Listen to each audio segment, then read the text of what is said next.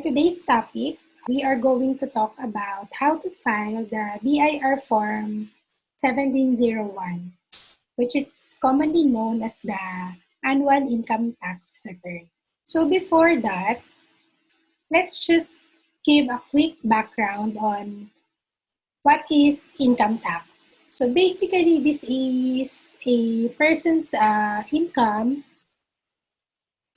whether it comes from employment, from a sale of a property, or even practice of profession.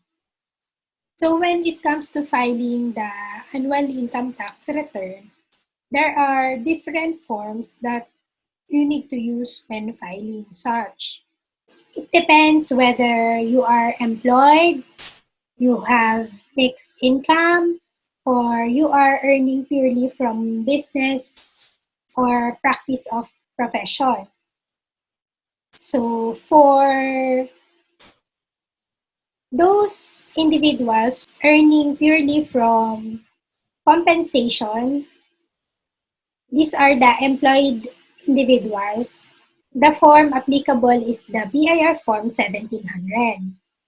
While for the mixed income earners, which is, for example, you have a business and you have income from profession.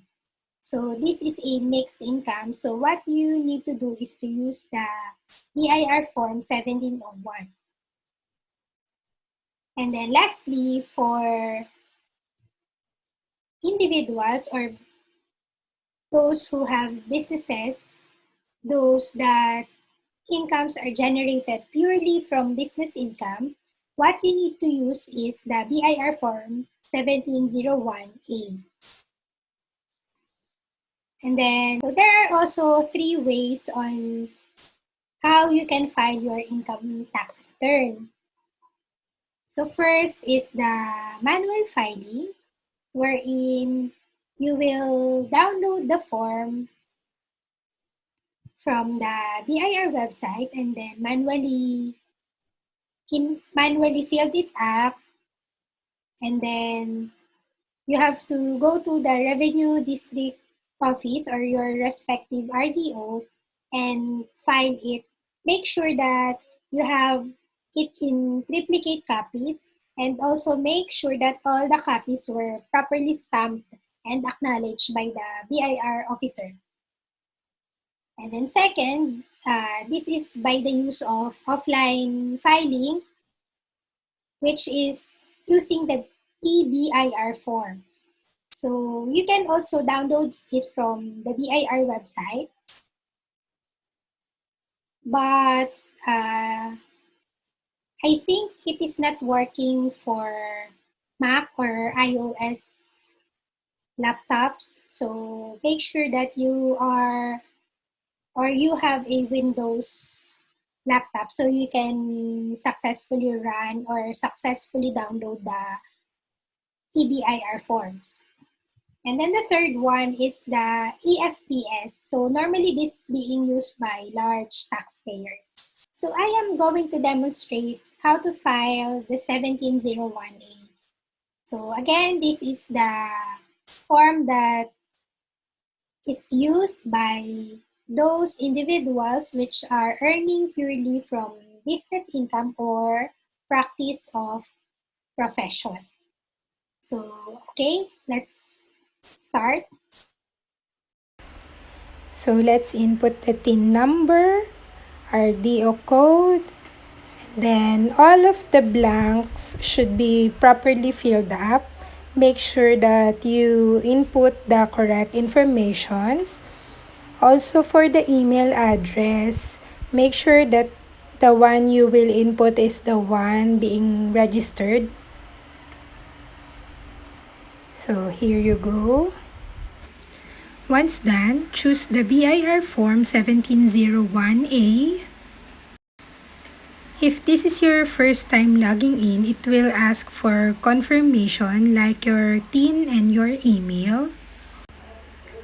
And this will appear afterwards. So Make sure to fill out the necessary informations, especially the year. Make sure to use December 2019 since this is a filing for last year.